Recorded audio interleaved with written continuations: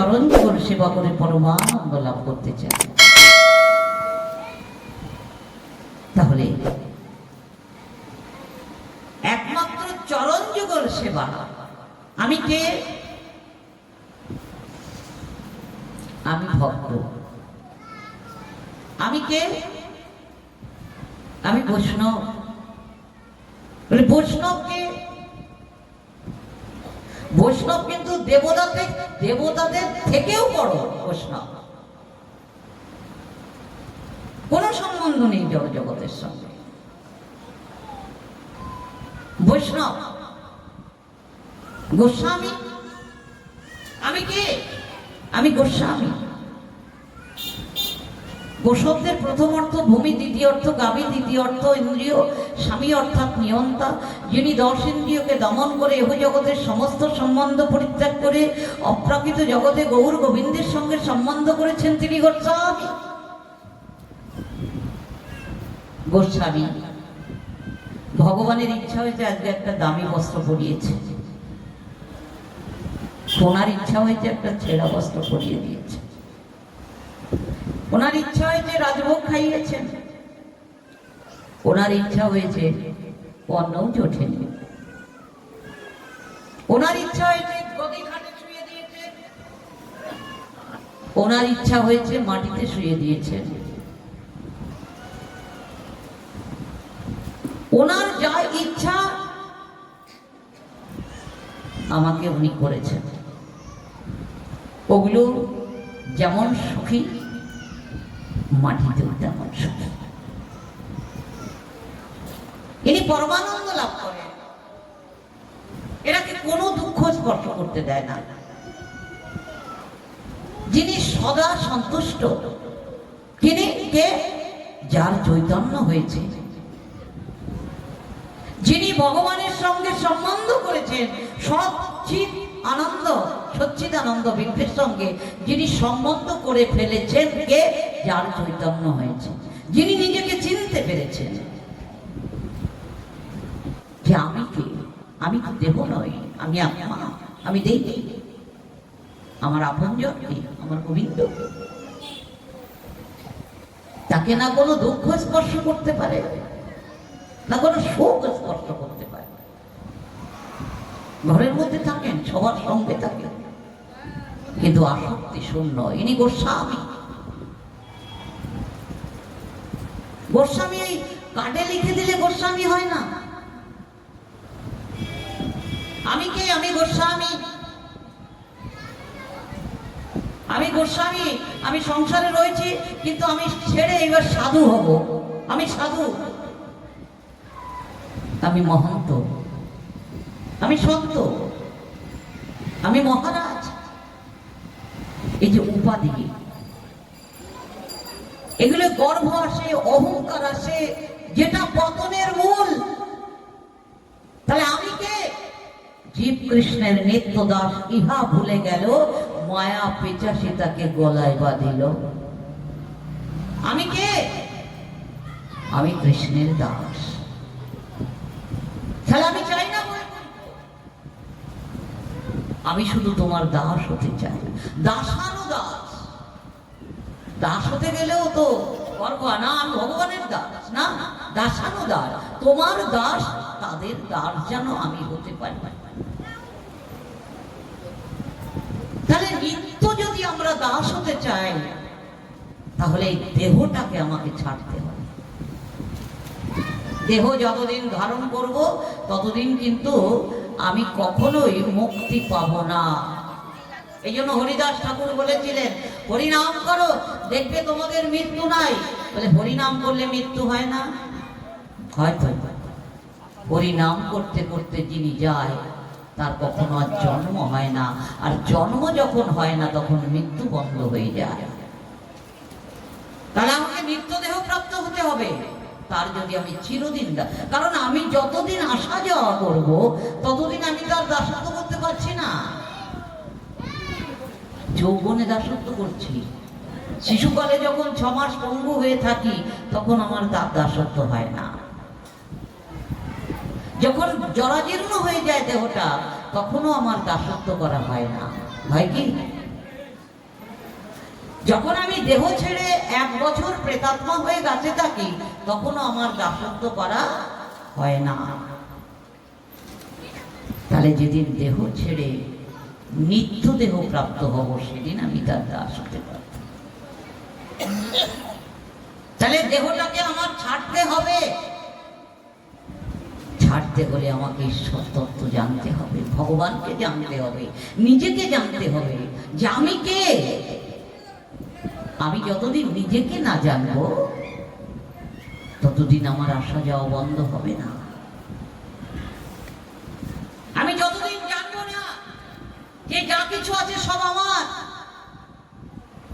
যা কিছু আছে সব অনিত্য।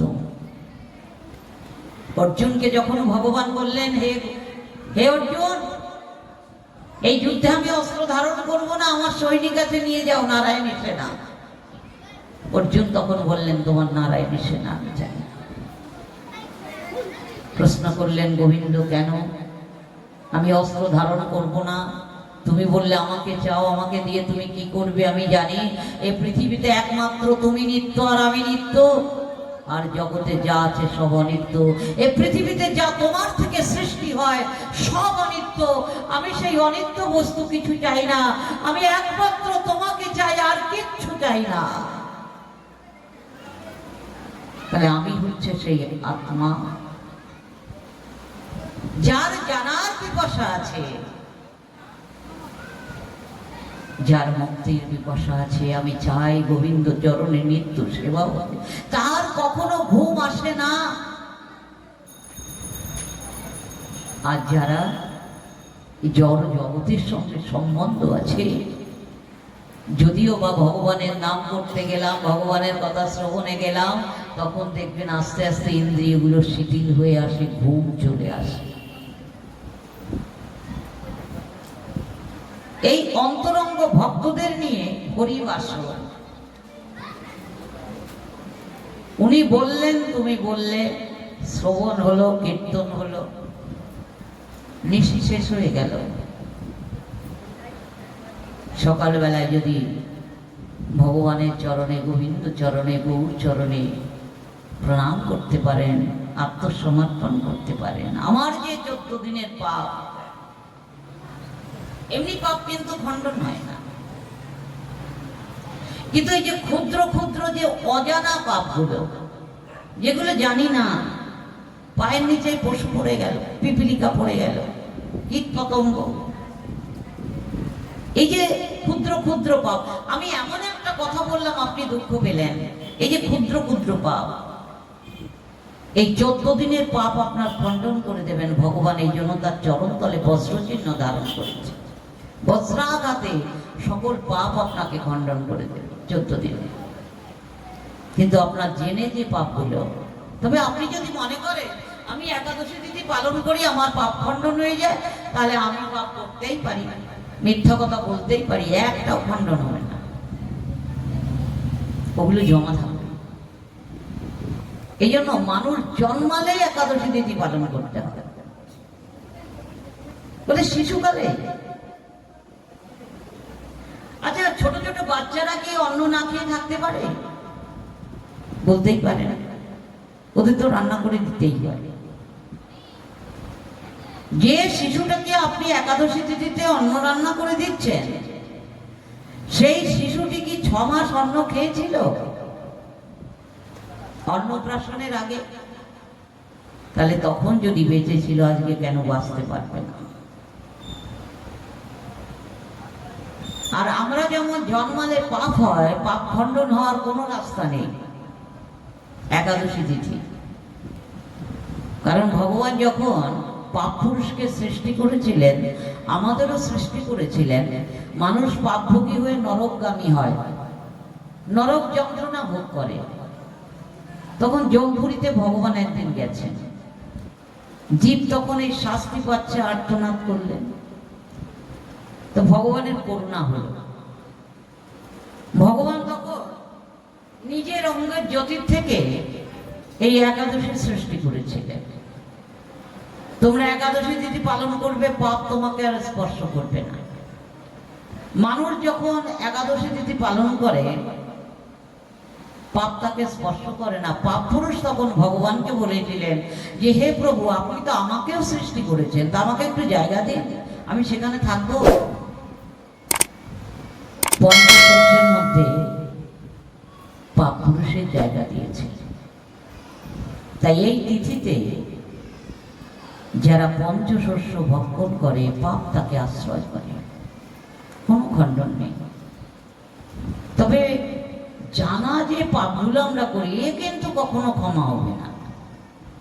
যদি কেউ আমার পাপটা নিয়ে নেয়, কেউ গ্রহণ করে, তবে তার ভোগ করতে হবে। যেমন ভীষ্ম সাপ মেরে কাটা গাছের মধ্যে, ওটা তো নিজস্ব করেছে, সাপকে তীরবিদ্ধ করে কাটা গাছের মধ্যে ফেলে দিয়েছে, কাটা গাছে গেঁথে গেছে, 58 দিন সাপটা বেঁচেছিল। ভীষ্মকে এই জন্য 58 দিন তীরের পরে শুয়ে রেখে দিয়েছিলেন ভগবান।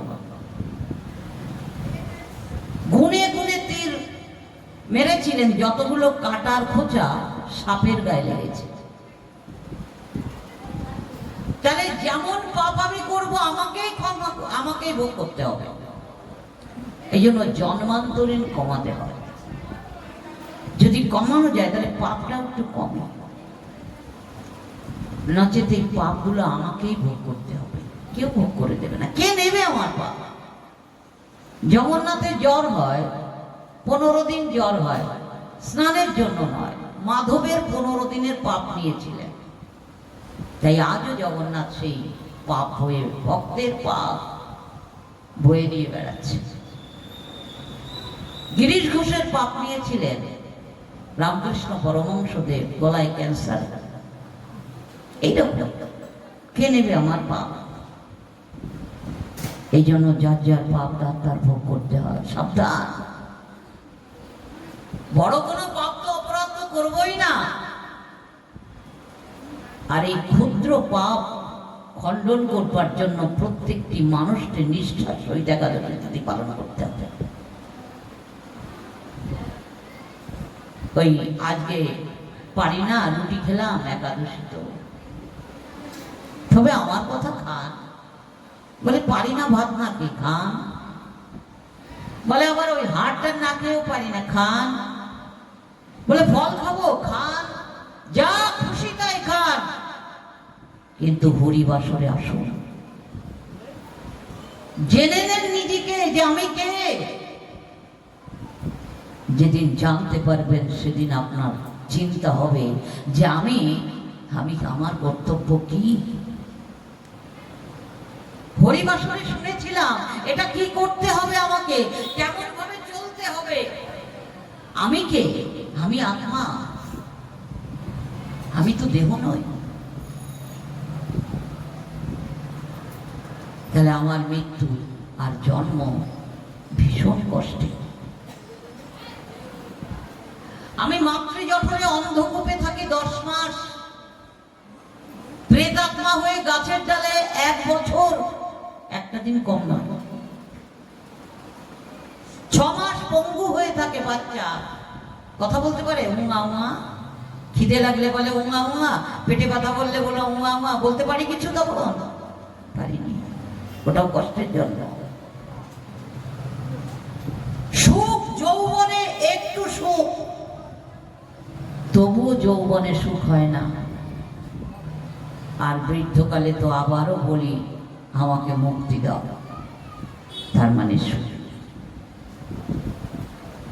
তাই একাদশী তিথিটা সুন্দরভাবে পালন করবেন। গুরুচরণ ভরসা মাত্র সার। গুরুচরণ সার করে যদি আপনি বলতে পারেন যে হে গুরুদেব, আমি যেন নিষ্ঠার সহিত পালন করতে পারি, গুরুর আশীর্বাদ যদি থাকে, তাহলে একাদশীটা সুন্দরভাবে পালন করতে পারবেন। আর আগের দিন কখনোই চিন্তা করবেন যে কালকে কি সেবা হবে। ভগবানের সেবা রাজভোগ হতে পারে, কিন্তু নিজের সেবা নয়। অনেকে দেখবেন পালনের জন্য খুব ব্যস্ত হয়ে যায়, মানে পরের দিন কটার মধ্যে পালন আছে। আচ্ছা, আগের দিন যদি সেবাই করে নিলেন, পরের দিন দরকার হয় না। রাজা অম্বরীশ নববিধা ভক্তি অঙ্গ যোজন করে ভগবানের সেবা করতেন, পালন করতেন। পালনের সময় উত্তীর্ণ হয়ে গেলে একাদশীর ফল হয় না। তিনি আগের দিন নির্জলা ছিলেন, পরের দিন দুর্বাসা মুনি এসেছিল, দুর্বাসা মুনির সেবা চাইছিলেন, স্নানে গেছেন, বিলম্ব হচ্ছে। অম্বরীশ রাজা মনে করলেন যদি আমি একটু গোবিন্দের চরণামৃত গ্রহণ করি তাহলে পারণও বজায় রইল আর অতিথি সেবারও অবমাননা হবে না। এই জন্য চরণামৃত গ্রহণ করেছিলেন। তাহলে আপনি কি করবেন? পরের দিন সকালবেলায় আপনাকে ভগবানের চরণে প্রণাম করে ভগবানের সেবা দিবেন। প্রথমেই জল। এই জলটা কি মানে কিছু অন্ন নয়, জল। এই জলটা হচ্ছে একটু গোলমরিচ গুঁড়ো করে নেবেন, একটু সন্দক দেবেন, লবণ, একটু চিনি দিয়ে 4-5 লিটার জল আপনাকে ভোগে দিতে হবে। তারপরে আস্তে আস্তে ওই প্রসাদটাই পালন করবেন। তাহলে দেখবেন আপনার শরীরটা আগের দিনে, একাদশীর আগের দিন যেরকম ছিল তার থেকে অধিক শক্তি পাবেন। কারণ প্রত্যেকটি মানুষের মেশিনটা যদি একভাবে চলে তাহলে ওটা তো খারাপ হয়ে যাবে, খারাপ হবে না?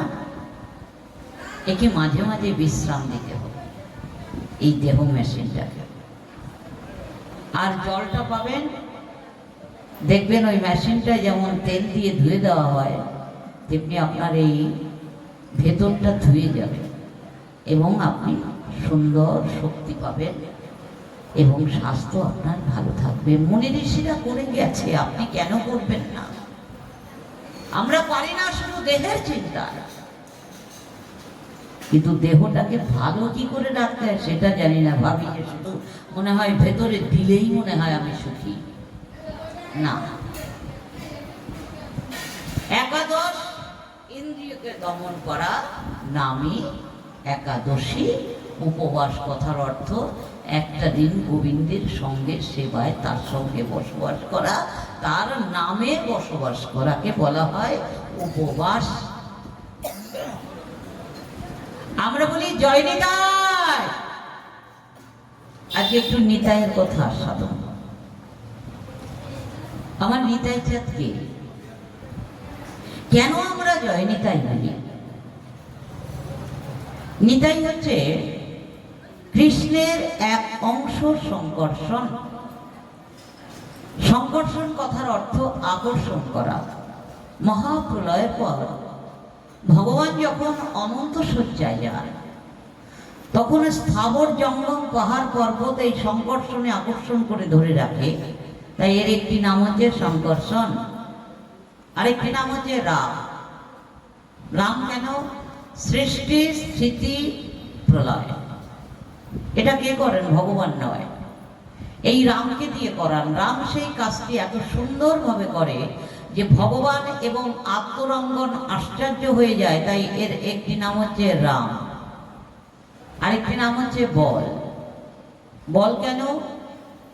সৃষ্টি, স্থিতি, লয়, প্রলয়ের মালিককে নিজের বক্ষে ধারণ করেন, তাহলে তার কত শক্তি। অনন্ত দেবের বক্ষে ভগবান শুয়ে আছেন, এই অনন্ত দেবী হচ্ছে সংকর্ষণ। তাহলে স্বয়ং ভগবানকে তিনি নিজের বক্ষে ধারণ করেছেন, তাহলে তার কত শক্তি। তাই এর একটি নাম হচ্ছে বল। পঞ্চভাবে ভগবানের সেবা করে এই সংকর্ষণ। শয্যা, আসন, ছত্র, বস্ত্র, উপাদান, পঞ্চভাবে ভগবানের সেবা করে। তাহলে শয্যা, অনন্তদেব শয্যা হয়েছে, তার পক্ষে নারায়ণ শুয়ে আছে। যখন বসুদেব কোলে করে নিয়ে যাচ্ছে এই নারায়ণকে, কারণ গোবিন্দ তো গোকুলে জন্ম নিয়েছেন স্বয়ং ভগবান, আর এই নারায়ণ জন্ম নিয়েছিলেন দেবকীর কাছে। তা যখন কোলে করে নিয়ে যাচ্ছে তখন অনন্তদেব ছাতা হয়েছে, ছত্র, আসন। দেবকীর হৃদয়ে আসন হয়েছে সপ্তমে। 6টা সন্তান তো আগেই হলো, এটা ব্রহ্মার মানসপুত্র মরীচির 6টি ছেলে। ব্রহ্মাকে দেখে তিলোত্তমা নামে মেয়ের প্রতি আসক্ত হয়েছিল, তাই এরা উপহাস করেছিল বলে ব্রহ্মা এদের অভিশাপ করেছিল, মর্তে পতন হোক, অসুরের ঘরে জন্ম হোক। এই কালনিমের ছেলে হয়ে জন্ম নিয়েছিলেন এই 6টি ছেলে। তারপরে এদের মৃত্যু হলে বলিরাজার কাছে রেখেছিলেন, ওখান থেকে ভগবান দেবকীর কাছে দিয়েছিলেন। কালনিমি কংস হয়ে জন্ম নেয়, নিজের ছেলে নিজে মেরেছে। এই 6টি ছেলে। আর হচ্ছে সপ্তমে সংকর্ষণ, ওই নিত্যমাতা রোহিণী, বলরামের নিত্যমাতা রোহিণী দেবী। আর দেবকীর কাছে যেহেতু ভগবান আসছেন অংশে নারায়ণ, এই জন্য দেবকীর হৃদয় আসন হলেন। তাহলে দাপর যুগে সংকর্ষণ 2টি অংশে এসেছে। একটা হচ্ছে আসন হয়েছে দেবকীর হৃদয়ে, নিত্যমাতা রোহিণীর কাছে জন্ম নিয়েছে। কলিতেও সংকর্ষণ 2টো অংশে এসেছে। একটা হচ্ছে পদ্মাবতী, সেই রোহিণী দেবী 1 চক্রধামে পদ্মাবতী হয়ে জন্ম নেয়। বসুদেব 2.5 পণ্ডিত হয়ে জন্ম নেয়, সেখানে স্বয়ং সংকর্ষণ জন্ম নেয় কুবের নামে। আর যেহেতু ভগবান শচীদেবীর কাছে আসছে, তাই শচীদেবীর বড় ছেলে জগন্নাথ মিশ্রের বড় ছেলে বিশ্বরূপ অংশ। আর নিত্যমাতা পদ্মাবতীর কাছে কুবের হয়ে স্বয়ং সংকর্ষণ জন্ম নেবেন। কলিতেও 2টো অংশ। তাহলে বিশ্বরূপ যখন সন্ন্যাস নিলেন, কেন সন্ন্যাস নিলেন? তিনি মনে মনে চিন্তা করলেন যে ভগবান আমার গৌর সুন্দর, আমার ভগবান এসেছে কলিহত জীবকে উদ্ধার করতে। ভক্ত কেঁদে কেঁদে ভগবানকে এনেছেন। হরিদাস ঠাকুর 1372 শকে এসে কেঁদেছেন, মাধবেন্দ্র পুরী কেঁদেছেন, অদ্বৈত প্রভু কেঁদেছেন, হে প্রভু তুমি ছাড়া এ কলিহত জীবকে কেউ উদ্ধার করতে পারবে না, কারণ ভগবান স্বয়ং ভগবান ছাড়া উদ্ধার করতে পারে না। যেমন চতুর্বিংশ চতুর্যুগে দাপরেশ্বর শেষ ভাগে স্বয়ং ভগবান এলেন 64 গুণাধিকার, 862 গুণ অবতার। তাহলে বিশ্বরূপ চিন্তা করলেন, হে প্রভু তুমি ছাড়া এই কলিহত জীবকে উদ্ধার করতে পারবে না, তবে আমি যদি তোমার সঙ্গে থাকি তাহলে উদ্ধার করতে সুবিধা হবে। কিন্তু আমি যে অংশ, অংশের কি ক্ষমতা আছে? অংশ তো পারবে না। তাই কি করলেন? এই বিশ্বরূপ ভাবলেন স্বয়ং সংকর্ষণ কোথায়, আমি তো অংশ। তাই তিনি সন্ন্যাস ধর্ম গ্রহণ করে সেই 1 চক্রাধামে গেলেন, বীরভূম জেলায়। বীরভূম জেলায় বিশ্বরূপ তলা আছে, যেখানে বিশ্বরূপ এসে বসেছিলেন। নিত্যানন্দের জন্মভূমি 1 চক্রা। গেছেন তো সবাই?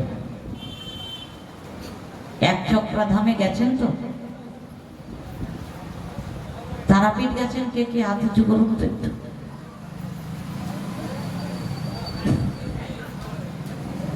তারাপীঠ অনেকে গেছেন না?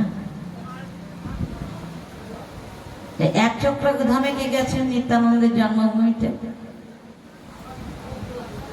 তারাপীঠের থেকে 15 টাকা ভাড়া, একদম কাছে। বেশি দূর না, অটোয় টোটোয় যাওয়া যায় 1 চক্রাধাম।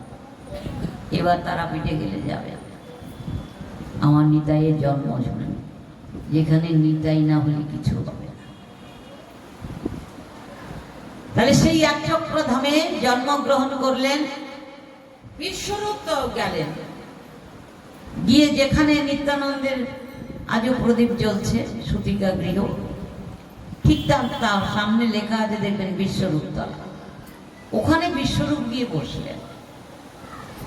মাতা পদ্মাবতী খুব আনন্দিত, আজকে একজন সন্ন্যাসী আমি পেয়েছি, যার সেবা দিলে আমার ছেলের মঙ্গল হবে, আমার মঙ্গল হবে, আমার সংসারের মঙ্গল হবে। সাধু সেবা দিলে সবার মঙ্গল হয়। তা সাধু পেয়েছে, তাই শাস্ত্রে বলছে অনেকও ভাগ্যের ফলে বৈষ্ণব আসিয়া মেলে, অল্প ভাগ্যে হয় না। কোটি কোটি জন্ম সুকৃতির ফলে বৈষ্ণব দ্বারে আসে।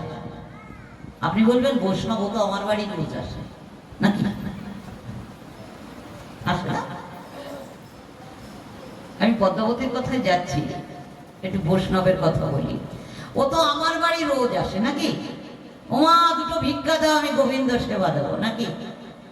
আবার বলে না গুরুদেব এসেছে, নাম যজ্ঞ দেবো, এই মন্দির করব, এটা করব, ওটা করব, তো রোজ আসে নাকি? গৈরিকারঞ্জিত বসন পরে পাদুকাধারী 4 চাকা চড়ে গুরুদেব বাড়ি এসেছে বলে মা নাম যজ্ঞ দেবতে। তাহলে ইনি এনাকে ঘরে নিয়ে আদর করছি, সেবা দিচ্ছি, যা চাইছে তার থেকে বেশি দিচ্ছি, তিনি আবার কিছু নিয়ে খরচ করছেন। কিছু গাড়ি বাড়ি তো করেছেন নাকি? কিছু মনে করবেন না, আমি নিন্দা করছি না। অনেকও ভাগ্যের ফলে বৈষ্ণব আসিয়া মেলে। মা দুটো ভিক্ষা দে, আর বৈষ্ণব এসে কি বলছে? রাধে রাধে, জয় নিতাই, জয় গৌর হরি, যেন 5 তলার থেকে শুনতে পেলেন।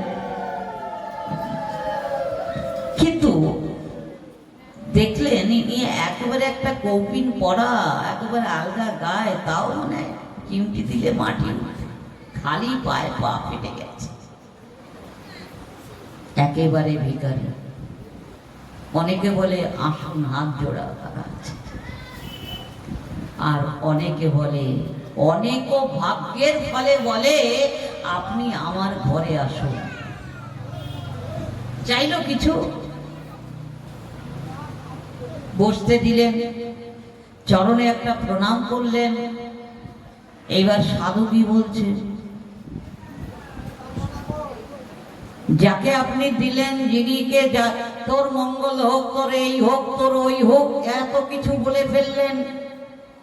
আর সাধুকে প্রণাম করলে সাধু আপনাকে আশীর্বাদ না করে ভগবানকে বললেন, হে প্রভু, ওকে তুমি চরণ দিয়ে উদ্ধার করো। পাল্টা উত্তর ভগবান দিচ্ছে সাধু গুরু বৈষ্ণবকে, ভগবানের প্রতিনিধি।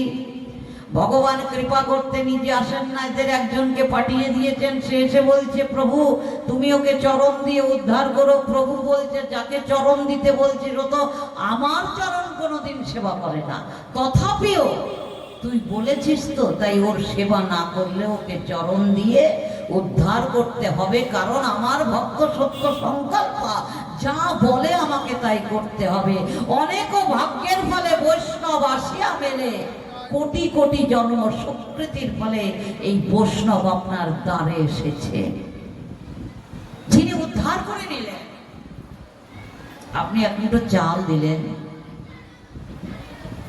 উনি ওটাকে রন্ধন করলেন, গোবিন্দকে নিবেদন করে বলছে, প্রভু তুমি গ্রহণ করো, তবে যে দিয়েছে তাকে কিন্তু চরণ দিতে ভুলো না। আমি বললাম তোমার মঙ্গল হোক, তোমার এই হোক, তোমার ওই হোক, হবে কি? আমি তো বচন সিদ্ধ নই, আমি তো সত্য সংকল্প নই। আমি বললে আপনার কোনো মঙ্গল হবে না। আমি বচন সিদ্ধ হলে সত্য সংকল্প কখন হব? যখন আমি ভজন করতে করতে নিজেকে চিনবো, জানবো, প্রেম দিয়ে আমার ভগবানকে সেবা করব, কোনো স্বার্থের জন্য নয়। হে গোবিন্দ, আমি তোমার চরণে তুলসী দিচ্ছি, আমাকে এটা দাও, ওটা দাও, মান দাও, সম্মান দাও, আমি যেন তোমার বৈকুণ্ঠে যেতে পারি না। এই জন্য কমল চিহ্ন ধারণ করেছে, ওই চরণে শরণাগত হয়ে গেলে জীবের কোনো প্রার্থনা থাকে না, কামনা বাসনা থাকে না, একমাত্র সেবা। কিসে তুমি সন্তুষ্ট? গোপীগণ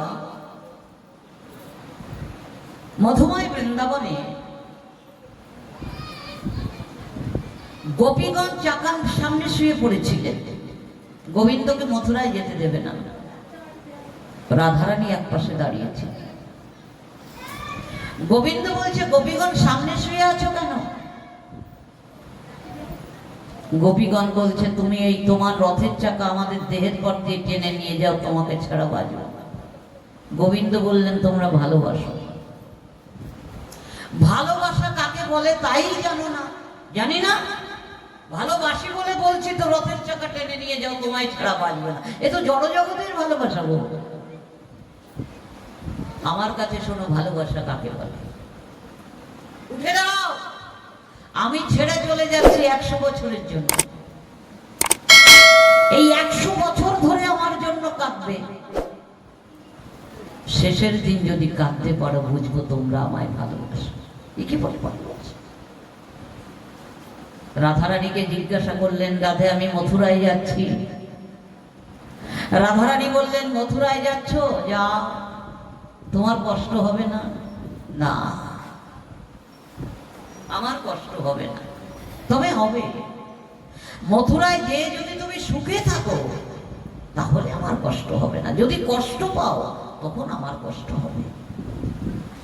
তাই রাধারানী ততদিনই কেঁদেছিলেন যতদিন না উদ্ধবকে পাঠালেন। উদ্ধবকে কেন পাঠালেন? সংবাদ নিতে। ভগবান জানে না? জানে। কে কেমন আছে ভগবান জানেন। উদ্ধবকে কেন পাঠালেন? বলে, আমার রাধারানী ধুলার মধ্যে গড়াগড়ি খাচ্ছে। উদ্ধব, তোমার মধ্যে আমি ভগবান, তুমি আমায় সেবা করো, কিন্তু প্রেম দিয়ে নয়। একটু প্রেম শিখে এসো। প্রেম কাকে বলে একটু উদ্ধব শিখে এসো। প্রেম শিখে এসে সেই প্রেম দিয়ে ভগবানকে যখন সেবা করলেন, তখন আর কাঁদলেন না রাধারানী। তাহলে ভালোবাসা স্বার্থের জন্য। অনেক ভাগ্যের ফলে বৈষ্ণব আসিয়া মেলে। পদ্মাবতী চিন্তা করলেন, বৈষ্ণব সেবা দিলে আমার ছেলের মঙ্গল হবে, সংসারের মঙ্গল হবে। আনন্দ সহকারে বিশ্বরূপের সেবা দিলেন। সেবা দেওয়ার পর এখন কূপের খেলা করছে। 5 বছর বয়স। বলছে, আমি তো অংশ, তুমি যে স্বয়ং, তুমি খেলা করছো, কলিহত জীবকে কবে উদ্ধার করবে? মনে মনে বলছেন, এইবার মা এসেছে, ও মা, তুমি আমাকে সেবা তো দিলে, কিন্তু দক্ষিণা তো দিলে না। দক্ষিণা দেবে না? দক্ষিণা বলো, তুমি কি চাও? দক্ষিণা তুমি যা চাইবে থাকলে দেব। আচ্ছা, তবে তোমাকে কথা দিতে হবে। দিতে চেয়ে যেন আবার বলো না যে দেব না। কথা দিলাম, তোমার এই পুত্রটাকে আমাকে দাও। কি বললে তুমি? আমার প্রিয় পুত্র হচ্ছে এই কুবের। তুমি সন্ন্যাসী, তোমার হাতে ছেলে তুলে দেবো। না না, এ হবে না। আমি ভেবেছিলাম সন্ন্যাসী সেবা দিলে আমার ছেলের মঙ্গল হবে। তুমি তো আমার ছেলেকেই নিয়ে চলে যাচ্ছ। না না, এটা হবে না। আমার আরে তুমি তো সন্ন্যাসী। সন্ন্যাসী একটা গাছের নিচে 1 দিন ছাড়া 2 দিন থাকে না। ওটার সঙ্গে যদি মায়া হয়ে যায়, তো তোমার হাতে তুলে দেবো? তোমার তো বাড়ি নেই, ঘর নেই, তোমার কিছুই নেই। না না, এটা আমি দিতে পারবো না। মা, তুমি কথা দিয়েছো যে আমি যা চাইবো তুমি দেবে, এখন বলছো না। এটা কেমন করলে তুমি? তাহলে তবুও আমি কথা দিয়েছি, ঠিক আছে, কিন্তু আমি দেব না। আমার ছেলেকে আমি দিতে পারবো না। আড়াই পণ্ডিতের কি গো, এতক্ষণ আনন্দ সহকারে সন্ন্যাসীর সেবা দিলে, এখন কাঁদো কেন? বলে, কাঁদি কেন? উনি কি চেয়েছে জানো? উনি দক্ষিণা চেয়েছে। দিয়ে দাও, তোমার তো অভাব নেই, দিয়ে দাও। বলে, কি চেয়েছে আগে শোনো। বলে, কি চেয়েছে? বলে, ওই ছেলেকে চেয়েছে, কুবেরকে। তুমি কি দিতে চেয়েছো? হ্যাঁ। ভক্ত যে সত্য সংকল্প হয়। কে বলেছে সাধুর হাতে ছেড়ে দিলে সুখী হবে না? কে বলেছে ভক্তের হাতে সন্তান তুলে দিলে সেতে সুখী হবে? হরি বাসরের সন্তান আসলে সুখী হবে, সাধুর হাতে তুলে দিলে সুখী হবে। ওরে জড় জগতে কে কার আছে আপন?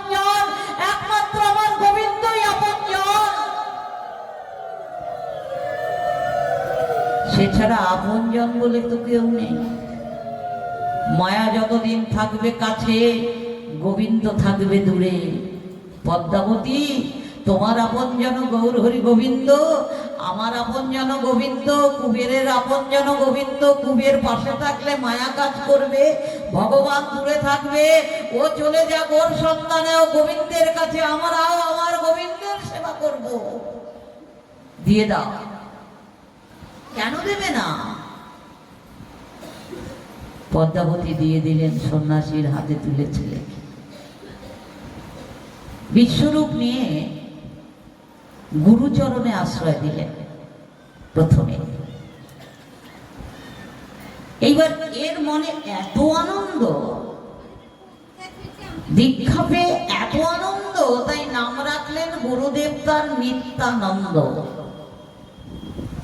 নিত্যানন্দ, নিত্য যার হৃদয়ে আনন্দ বিরাজিত, সেই তো নিত্যানন্দ। তাহলে নিত্য কার হৃদয়ে আনন্দ বিরাজিত? যার চৈতন্য হয়েছে।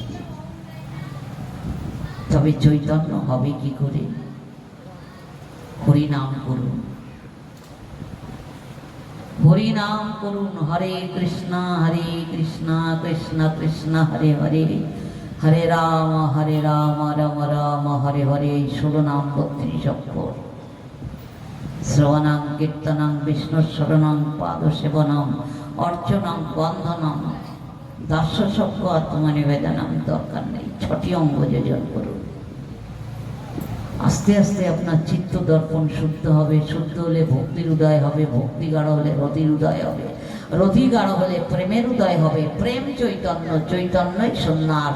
আর চৈতন্যের উদয় হলে চৈতন্য দেবের সঙ্গে মিলন হবে, আনন্দ পাবেন হৃদয়ে।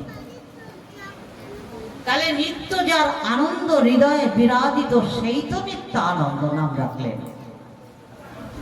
মহাপ্রভু বলছেন যে আমি ওই পৃথিবীতে 4 স্থানে সদা সর্বক্ষণ থাকি। 4টে স্থানে একটু বলি কোথায় কোথায়।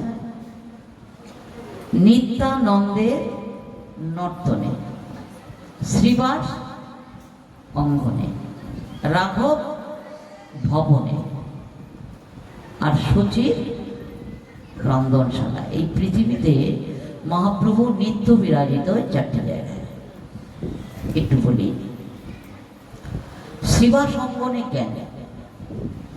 শ্রীবাসের যখন শ্রীবাসের গৃহে মহাপ্রভু নিতাইকে তুলে দিলেন, সেই থেকে শ্রীবাস পুত্রকে যেমন ভালোবাসে তেমন ভালোবাসে নিত্যানন্দ। এত ভালোবাসা যে নিজে না খেয়েও নিতাইকে খাওয়ায়, এত ভালোবাসা। তো মহাপ্রভু একদিন চিন্তা করলেন, আমার নিতাইকে ভালোবাসে মালিনী এবং শ্রীবাস, আজকে পরীক্ষা করব এই ভালোবাসাকে সত্য সত্য ভালোবাসা, নাকি আমি এনে দিয়েছি বলে আমাকে দেখে ভালোবাসে। আজকে পরীক্ষা করব। আচ্ছা, শ্রীবাস ভালোবাসা 2 রকম হয়। একটা হচ্ছে অন্তরের ভালোবাসা, আর একটা হচ্ছে মুখের ভালোবাসা। তাহলে মুখের ভালোবাসা সবাই বুঝতে পারে নাকি? অন্তরের ভালোবাসাটা বুঝতে পারে। অন্তরের ভালোবাসা কি? তোমার হিত কামনা যে করে, পিতামাতা মাস্টারমশাই এরা হিত কামনা করে, কিন্তু এরা ভালো থাকে না নাকি? ভালো হয় না, বাবা ভালো না, মা ভালো না নাকি?